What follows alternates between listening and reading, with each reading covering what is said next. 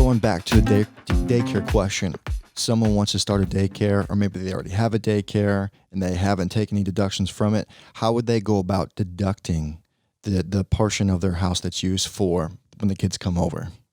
Yeah. Daycare, as I noted earlier, is kind of, I excluded it. Right. So now we're to the question, and that is, in daycare, when you get to allocating, exclusive is kind of modified. Right.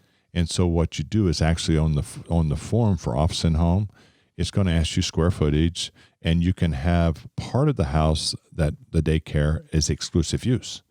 But then you can have part or all the house that is used during daycare hours. So typically what you're going to do is, if you've got a daycare, you've got to look at the hours you're licensed for.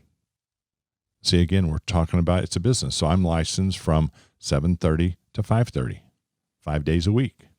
I can take those hours and take any area that those, whoever I'm providing daycare for, I get that percentage based on time. So I would get from, if there's 24 hours in a day, so you would look at, I'll take it, let's make it a week instead of a year. I can do that better. So 7 days. So you'd have 2 days, you get nothing. Then you would have from 7:30 to 5:30, 5 days a week. Whatever percentage those hours are is what you're going to get on allocating of utility, your indirect expenses, your insurance.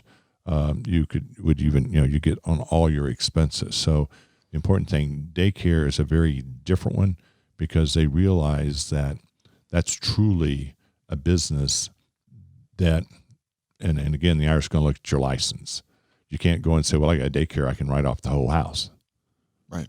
But I could have a room, I could write off the whole room, but I might have 80% of my house that I could take whatever hours, and the form, the office and home works off for daycare based on total hours of the year and the amount of daycare hours. And the one question I get is, how do I know how many hours? Look at your license. Right. And this might be a question we cut out, but you pay property tax on whatever backyard you have. If your kids are using your backyard, is there anything you can deduct from yearly taxes? When you look at, like, for example, real estate taxes, you can take a percentage of real estate. People even get to the point of lawn mowing. Except for daycare, then typically lawn mowing is not dealing with the home. Right. So, but if I got a back area where I've got secured for daycare and got daycare toys out there, then I might be able to justify that's a maintenance and safety for my daycare.